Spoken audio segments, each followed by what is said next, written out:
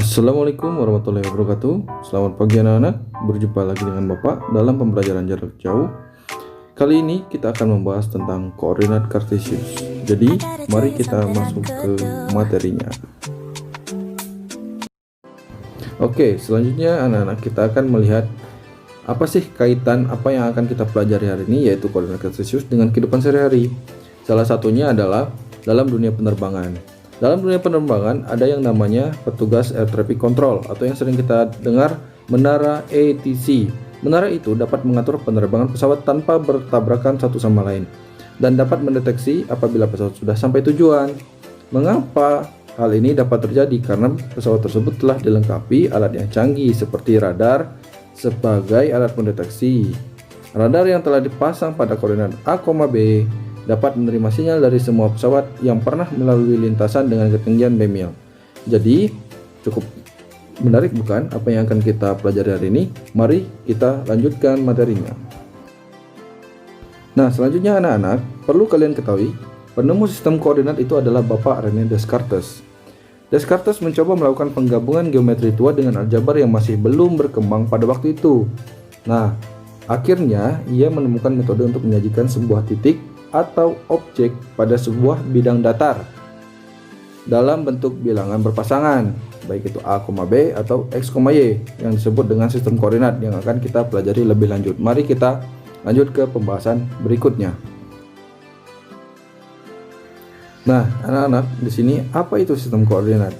Sistem koordinat adalah suatu cara untuk menentukan tempat kedudukan suatu titik atau benda, baik pada bidang datar atau bidang ruang.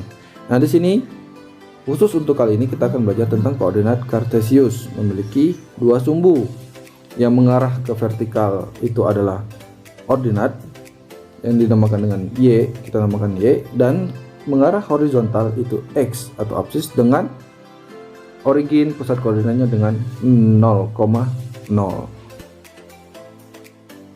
Nah, sekarang sudah terdapat gambar 2.6 dengan bidang kartesiusnya sendiri. Di sini ada titik A dan titik B. Sekarang kita akan belajar tentang menentukan letak titik. Yang pertama itu adalah kita tentukan letak titik A. Letak titik A dapat juga ditentukan berdasarkan jarak yang dimulai dari titik 0, yaitu 5 satuan ke kanan. Lihat gambar di pojok kanan bawah. 5 satuan ke kanan. 1 ada tanda berwarna biru di situ.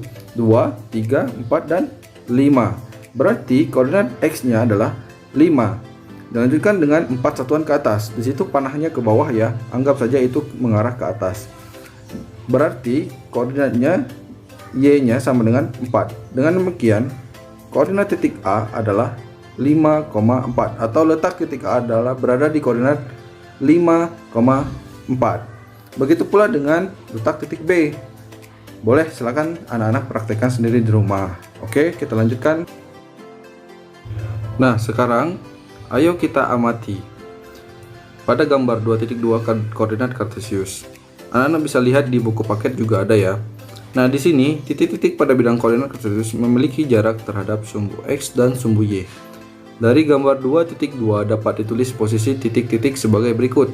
Titik A, Pak ambil satu contoh ya. Titik A berjarak 3 satuan dari sumbu Y dan berjarak 6 satuan dari sumbu X. Kita lihat di gambar. 3 satuan dari sumbu Y, berarti mulainya dari sumbu Y ya. Agar mudah kita dari titik pusat 0,0 ke kanan. Anggap kayak sebelumnya ya, pakai panah ya. Ambil 3 satuan, 1, 2, 3. Terus dilanjutkan dengan 6 satuan dari sumbu X. Dari sumbu X itu naik ke atas berarti 6 satuan. Nah, seperti itu ya anak-anak. Jadi, untuk letak titik A pada koordinat X-nya itu adalah 3. Dan pada koordinat Y-nya itu adalah 6. Mari kita lanjutkan. Nah, ayo kita menalar di sini. Sudah terdapat gambar 2.3, sudah ada di buku anak-anak. Silakan anak-anak baca. Sini Bapak kasih contoh koordinat titik A 2,6. Kita lihat titiknya 2,6. Nah, di sini kita akan menentukan jarak ke sumbu X-nya dan jarak ke sumbu Y-nya.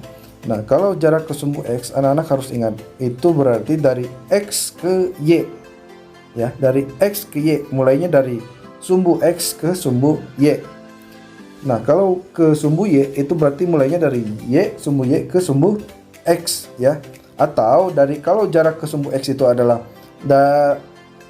kita lihat ke vertikal, kalau jarak ke sumbu Y itu kita lihat ke horizontal ya. Contoh nih misalnya A 2,6 satuan jarak ke sumbu X, berarti kita lihat ke vertikal dari X ke Y, vertikal ya, 6 satuan. 1 2 3 4 5 6, bisa anak-anak perhatikan di situ. Berarti 6 satuan, dan jarak ke sumbu Y-nya itu adalah 2 satuan. Horizontal ya, kita lihat dari titik pusat 0. 2 satuan dari Y. 1 2. Jadi, untuk di sini X-nya 2 dan Y-nya 6. Jangan terbalik ya anak-anak. Nah, contoh lain nih, misalnya yang C negatif 4,3, di mana X-nya adalah negatif 4 dan 3-nya Y. Ya. Nah, berarti berapa satuan ke sumbu X? Nah, ingat, sumbu X tadi dari X ke Y, kita lihat secara vertikal. Berapa itu kira-kira? 1 2 3. Berarti ke sumbu X-nya adalah 3. Ke sumbu Y-nya berapa? Kita lihat horizontal dari titik pusat 0. 1 2 3 4 gitu ya. Berarti 4 satuan. Seperti itu ya anak-anak. Jadi silahkan kalian menalar. Kalau tidak ada yang tidak mengerti, tanyakan kepada Bapak. Oke? Nah, selanjutnya kita akan belajar kuadran pada bidang koordinat. Kedua sumbu pada koordinat kartesius membagi bidang koordinat menjadi 4 bagian yang masing-masing disebut kuadran, yaitu kuadran 1, kuadran 2, kuadran 3, dan kuadran 4. Untuk kuadran 1, anak-anak perhatikan di sini. Titik A 6,4 berada di kuadran 1. Kenapa? Di mana koordinat X-nya positif dan koordinat Y-nya positif. Karena 6 positif dan 4 juga positif. Atau boleh anak-anak tambahkan di catatan buku paketnya, X-nya lebih besar dari 0 untuk kuadran 1, Y-nya lebih besar dari 0. Begitu juga dengan kuadran-kuadran yang lainnya. Silakan anak-anak tambahkan dan lihat di slide yang sudah Bapak tampilkan ini. Nah, mari kita lanjutkan. Di sini ayo kita menalar. Sudah terdapat gambar 2.5 dan tabel di sini ya. Di sini juga sudah ada di buku paket kalian halaman 50. Silakan kalian perhatikan sambil menyaksikan video ini. Nah, Bapak jelaskan yang A 2,6. Titik A berjarak 2 satuan dari sumbu Y dan berjarak 6 satuan dari sumbu X ya. Bapak salah tulis. Titik A berada di kuadran 1. Kita lihat nih, titik A berjarak 2 satuan dari sumbu Y. Berarti kalau berjarak dari sumbu Y dari Y ke X ya, berarti kita lihat dari Y ke X 2 satuan. Bener kan? Di sini X-nya 2 satuan. Kita lihat ke kanan secara horizontal 2, terus dilanjutkan 6 satuan ke atas, berarti secara vertikal 6 satuan. Terus titik A berada di kuadran 1. Kenapa? Karena kita lihat tadi, ataupun harus anak-anak ingat, X-nya positif dan Y-nya positif. Itu syarat di kuadran 1. Berarti A ini di kuadran 1. Contoh lain nih, yang D 0,4, dimana X-nya 0 dan Y-nya 4. Nah, kita lanjut mengisi keterangan.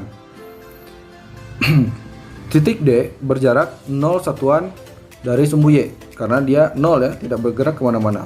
Terus dan berjarak 4 satuan dari sumbu X. Berarti kalau dari sumbu X, dari X ke Y, berarti ke atas ya, ke vertikal. Bisa anak-anak hitung dari titik 0 pusat. 1, 2, 3, 4. Di situ ya. Nah, selanjutnya titik D berada di kuadran berapa sih?